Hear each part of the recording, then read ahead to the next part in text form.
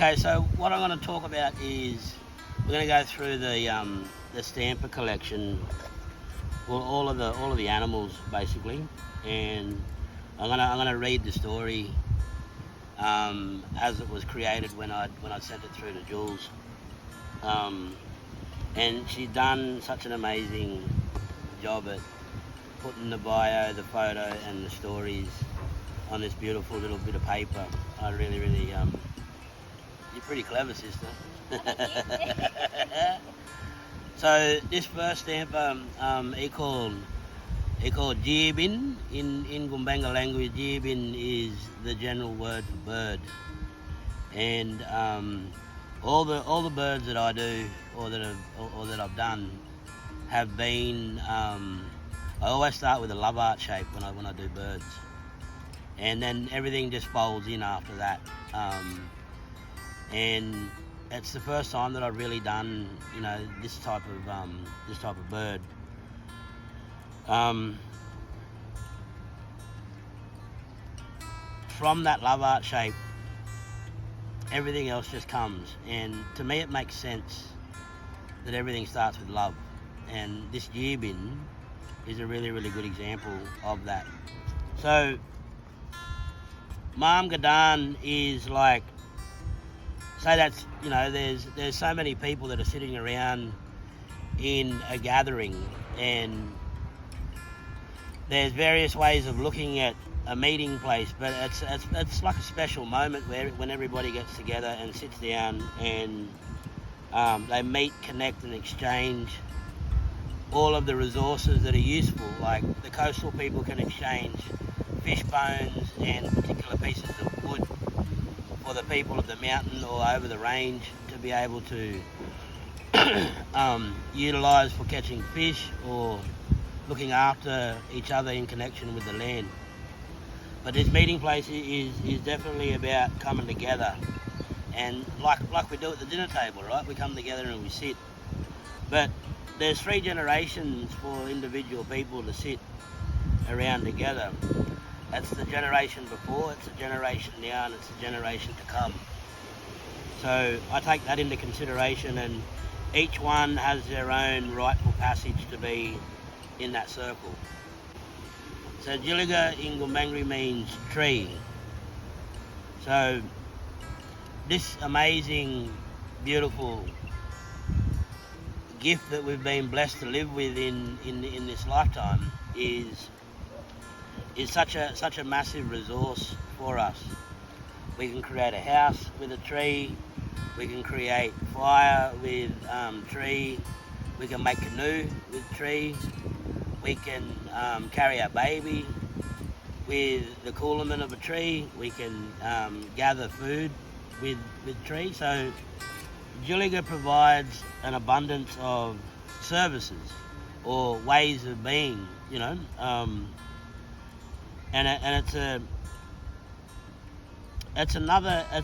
it holds so much healing, Juliga, because when you look at eucalyptus trees and tea trees, these fellas here, they also act as a medicine to drink tea from. You could use them in fire to make a smoking, to clean bad energy away. So the word for rock is munyim or munim, and then the word for rocks is munimbin. So it's a collective, putting all the rocks together. It's like chucking all the stuff in a bin, it's a collective noun. So these ones are like, rocks are so important in our way of living.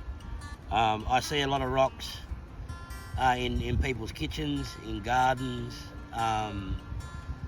There's so many uses. You can protect the land by putting a circle of rocks around and having a fire that only stays in that particular location. So there's a safety element to these, to munyim bin as well. But you could also trap fish with munyim bin. Many rocks in the river that are mounted against each other and upon each other can allow fish to come into that particular pool that you've created, and there's a way of sourcing food for you and your family, you know.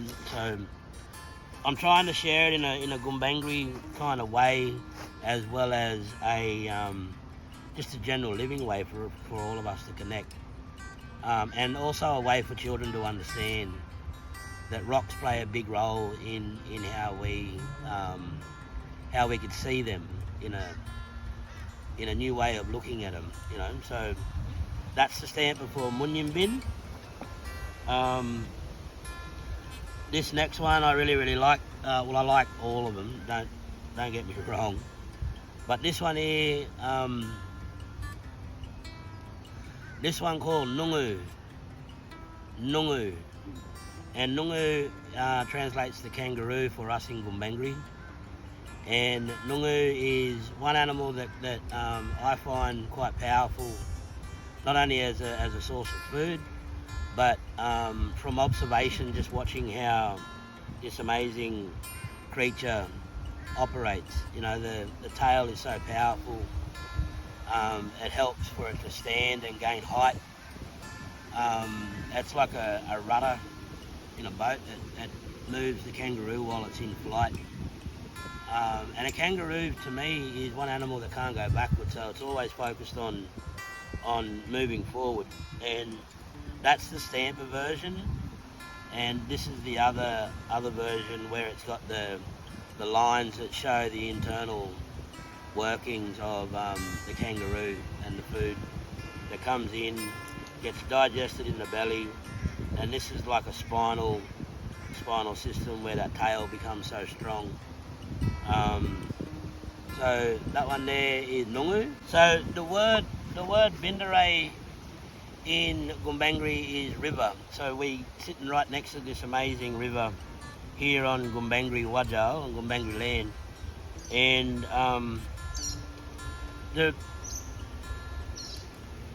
river is like life source, like our veins that blood flows through, and oxygen to keep our heart pumping and our body moving.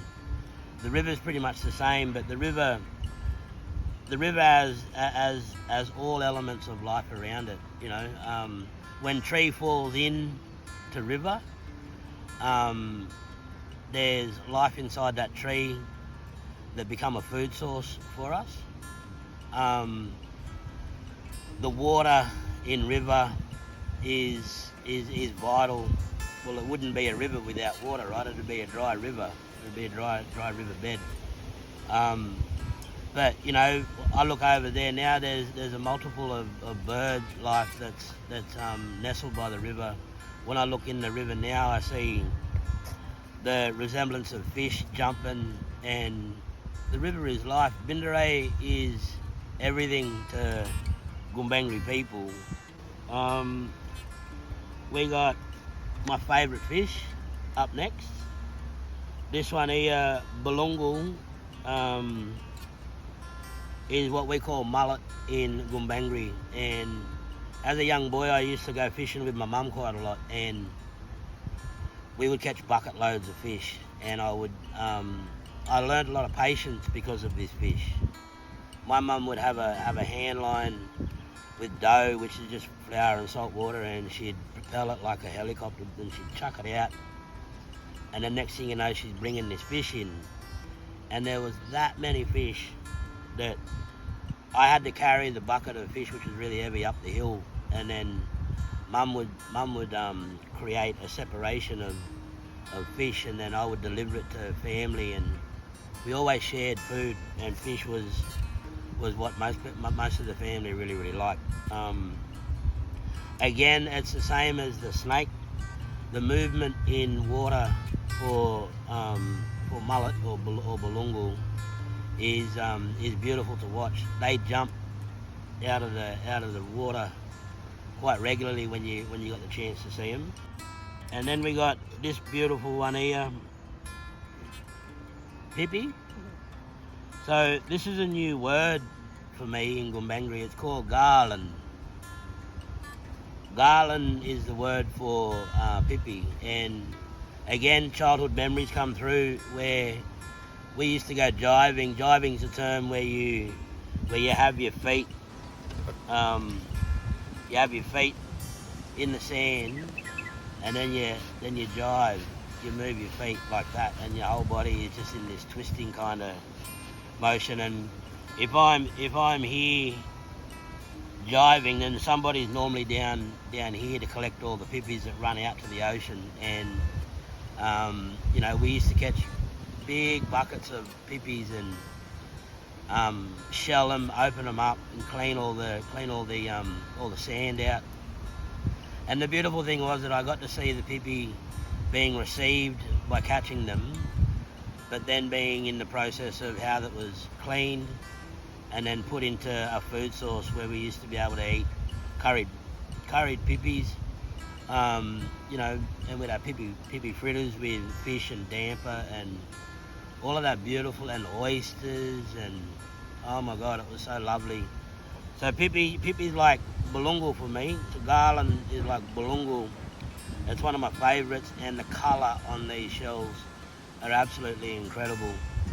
And when me and Jules arrived here, we had a little bit of, should we stay here? But when we seen the pippy shells, it was like, this is where we need to be.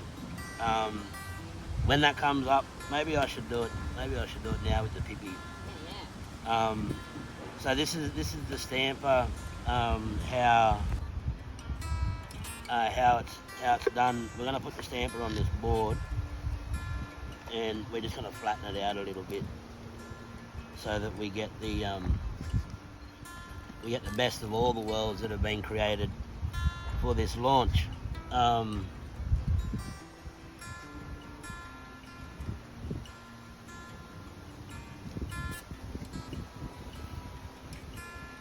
beautiful. The inspiration came from watching a lot of birds over my childhood and today, on where I got inspired to do this claw. Because when you see the way a bird moves, he's got that, like emu, like ibis, like jabiru, like egrets. They got that motion like that. And the way that I see these beautiful birds and their feet is they also exercise patience, and how they wait, and they're steady, and they're stealth, which means they're very, very they're very clear on what they're after, and they're very controlled on how to get it. So they'll position their feet in a particular way to grab that fish. And the last one that I haven't spoken about yet is Jumbal, that stamper. So Jumbal is obviously the carpet snake in Gumbangri, but it's also connected to clans here in our amazing country. And Jumbal is also about transition and about purpose, and it is a food source as well if you really need to eat, and Jumbal looks like this on our stampers with our little clay molds. And Laser Susie is always doing an amazing job on how to bring them out. So that's Jumbal.